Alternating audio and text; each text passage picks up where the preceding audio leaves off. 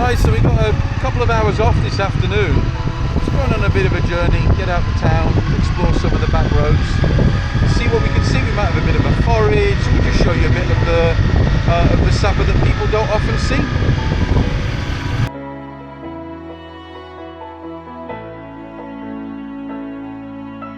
So now we are on the way going, but Daddy just buy a petrol already, so hopefully it's last for today, and hopefully we don't see any snake, but never know.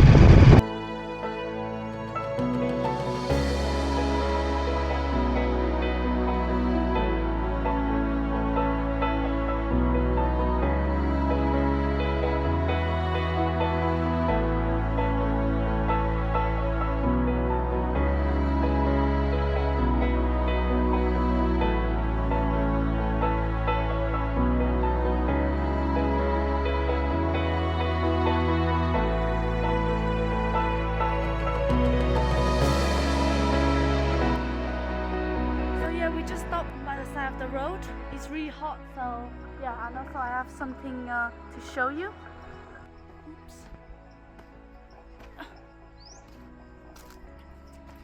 The thing that I will show you now, I think some people of you might heard about it already, but this is our red cardamom.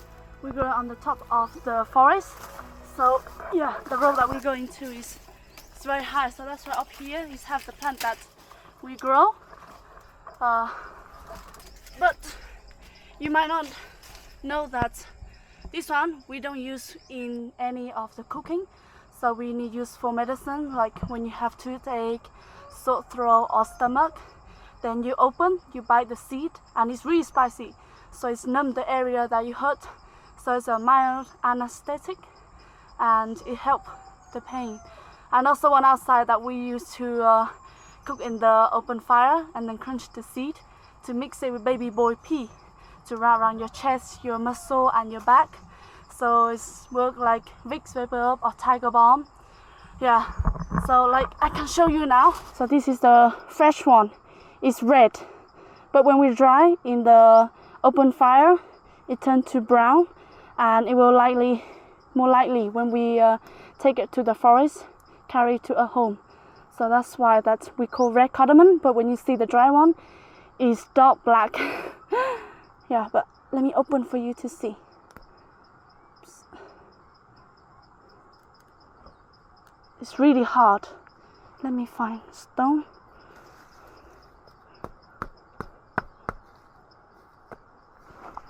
Here, maybe here is better.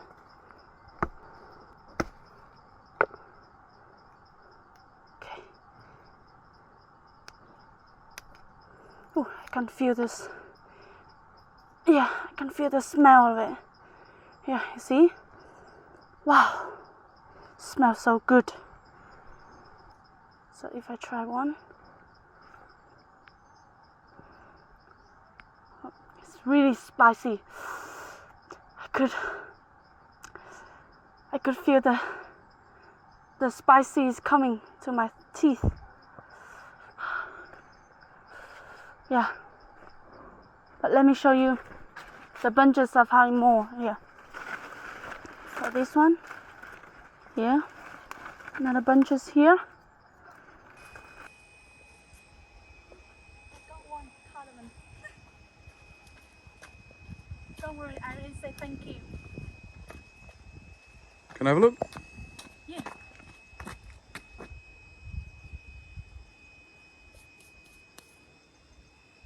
It's bigger than I thought. Yeah. You can feel the smell too, it's really strong. Yeah, I can smell it.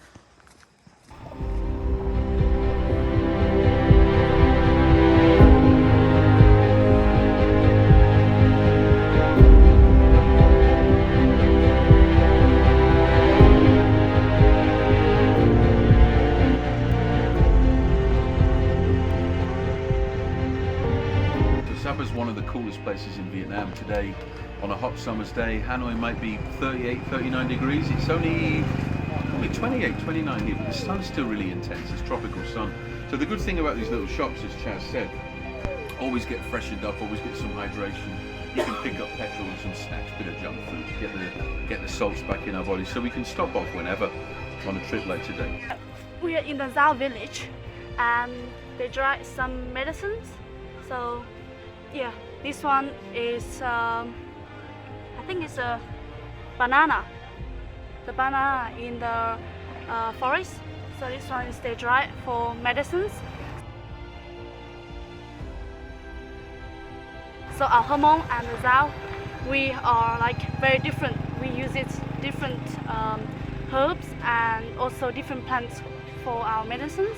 So we know different skill. Yeah, we've just been stopping in the shops, and I didn't know until when I talked to the girl here. Actually, she's in my school too. So I said, "Do you know me?" And she said, "Yeah, I recognize you." But yeah, it was a surprise.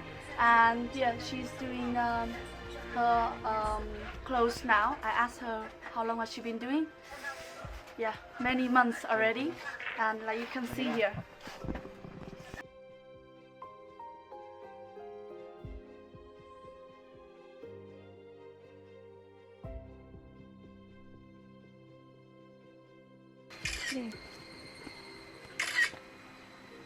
Where are you now?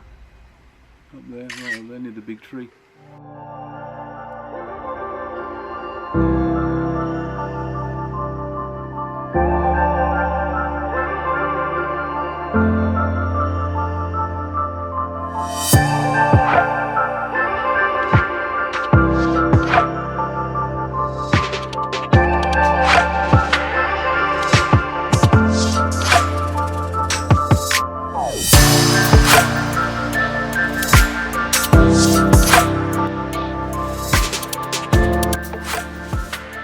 So we've been told that this is a walking trail and it's not passable by motorbike, which is a challenge. So we're going to have a look and see. Worst case scenario, we'll drive into a paddy field. Best case scenario, we find a new off-road route we can go on the bikes. But you can see some tyre tracks along here, which is a good sign. You mean if I get the bike stuck, you'll leave me behind? Yeah. Oh, right, thanks. No, I think we can do this. I mean, we're on a dirt bike, it's dirt, this is what it's built for. Maybe not two of us. So obviously, if the only one can go along later, it's going to be me.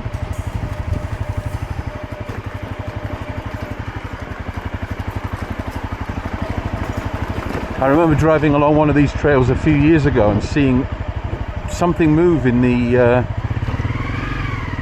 bushes. And as I looked down, it was an enormous, I assume it was either a reticulated or Burmese python, because it was massive. And obviously there's a limit to how fast you can drive along a trail like this. So I just thought, well, if I slam on my brakes, it'll be there next to me and I'm stopped. I can't race off because the road's really rough, so I'll just keep going along and it will go away.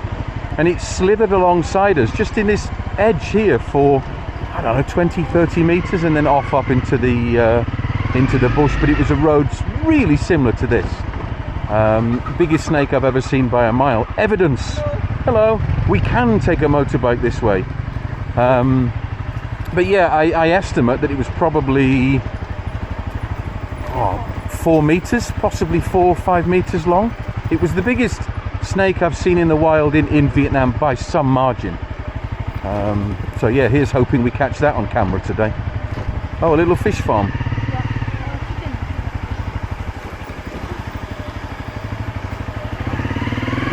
Oh, okay, so far so good.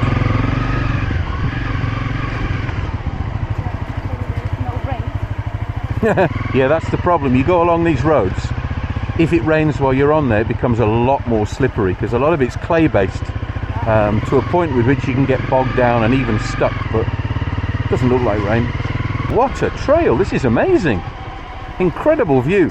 Looks like they're building a better road on the other side of the valley there. I know just a couple of moments ago, straight down this valley, you were able to see the buildings in China, in Haikou, across the border. So we're probably, as the crow flies, around 10, maybe 15 kilometers from China.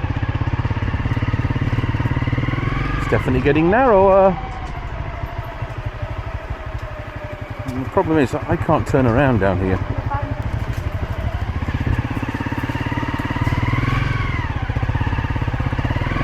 I am genuinely terrified by heights. I always say to people, I'm not scared of heights, I'm scared of edges. But they're what?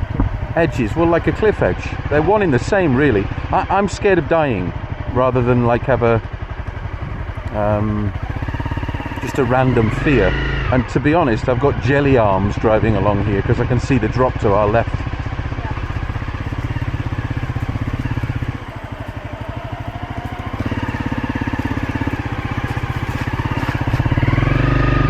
Oh, look at those rice fields. It's great because the mud here has just dried off enough where every once in a while I can feel the back end slide out, but it's not, there you go, like that. It's just nothing too crazy, you know. I've got mostly control of the bike. But when I start behind, I can feel it more. You mean feel it slide, yeah? Famous last words before we shoot off into a rice paddy. I suppose the only saving grace is if we were to fall left, well, we end up in a soft rice paddy, don't we? Yeah.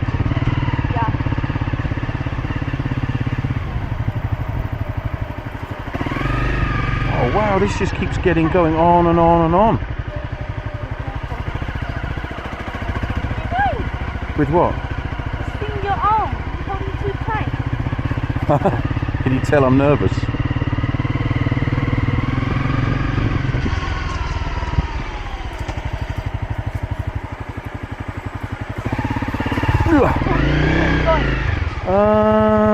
Which way are we going? Up. Down. Really? Up. Ooh. Not down.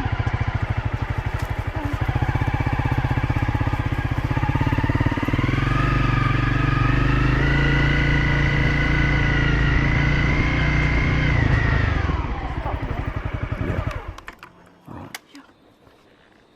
Hey. Oh. You see this one? What's that? Like we can eat. But this is too little.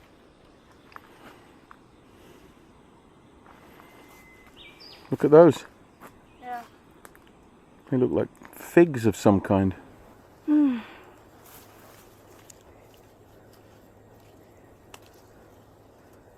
So this berry one, I don't know how to say the name in English, but in our Hermon we have it. So it's Dijon.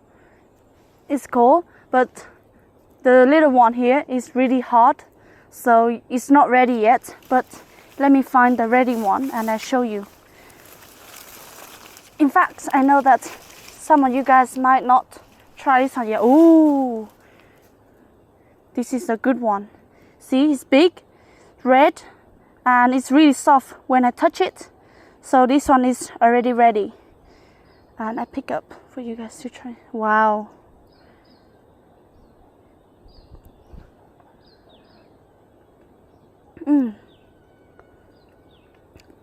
This one is very sweet because the one that's ripened. So that's why it's really watery.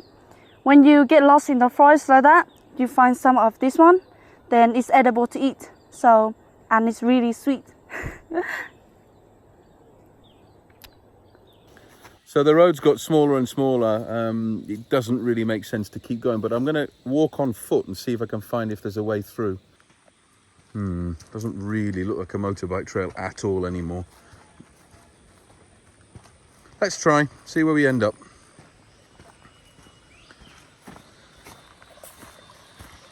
Well, there's your answer. Not getting across that very easily. Maybe we can go down.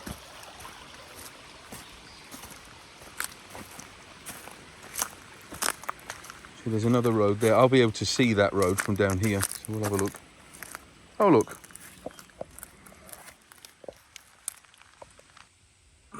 Hello, little buddy.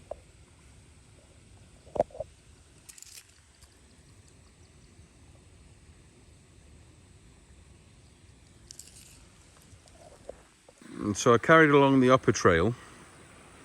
Not sure where the downward trail goes yet, but the upper trail is definitely not a motorbike road. Just it ends there, which is not a loop through, but nevertheless, what a fantastic place to have discovered. I mean, look at that.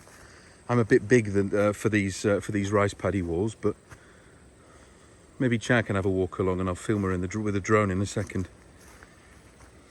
Yeah, I can feel them bending underfoot. Probably designed for 50 kilo people, not 100 kilo people, so that's my limit, I'm afraid. But there you go, what a beautiful view.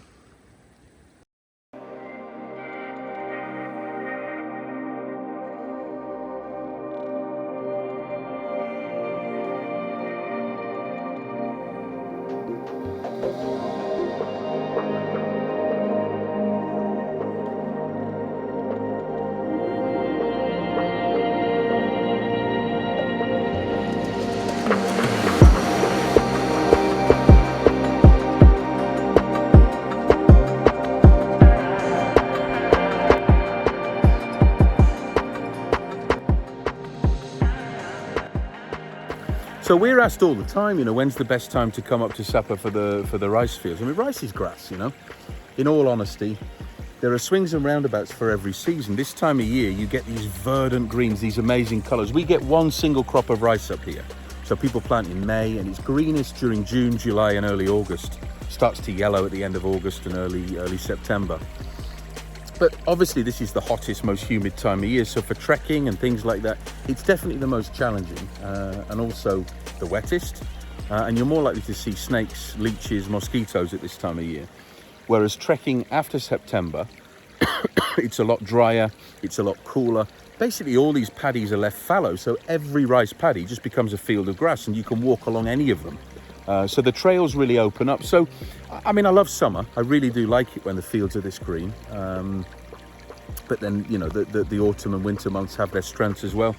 Another couple of little toads. There's one there, and a slightly bigger one on the paddy wall there. So I believe that most of these can be eaten.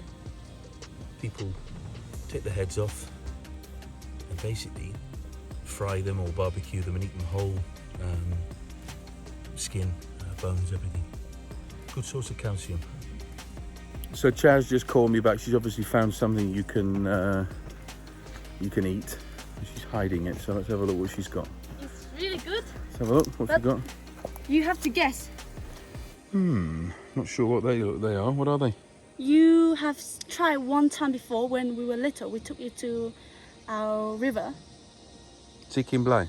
No. This is more yummier than that fruit. Right. Yeah. So tell me what it is. Go on, show me eat one. I don't know how to say in English, but this one in Hmong we call Dijon. Yeah? Yeah, it's really good. A lot of watery, no sour. Yeah. What does it taste like? How do I describe it? It's sweet, little bit of sour, and a lot of watery. Okay, good if you've got water like we've done. Yeah, but the skin, you can't eat it. Okay, I'll try one. Yeah. I'll try the biggest too. Okay. Makes sense, it's probably the ripest. Let me do it. Oops. Oh, loads of seeds. Yeah. And give it a go. Okay.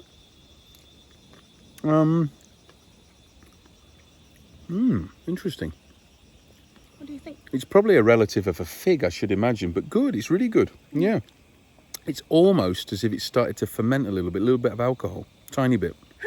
Hope we don't get stopped by the police on the way back. I'll get done for drunk driving. No, genuinely really good, very tasty. Good find. Where were they? Yeah. You don't see my little bush down here. Oh yeah, well it looks like you fell down. Yeah. So can I just squeeze it out? Yeah. Yeah. Yeah, really good.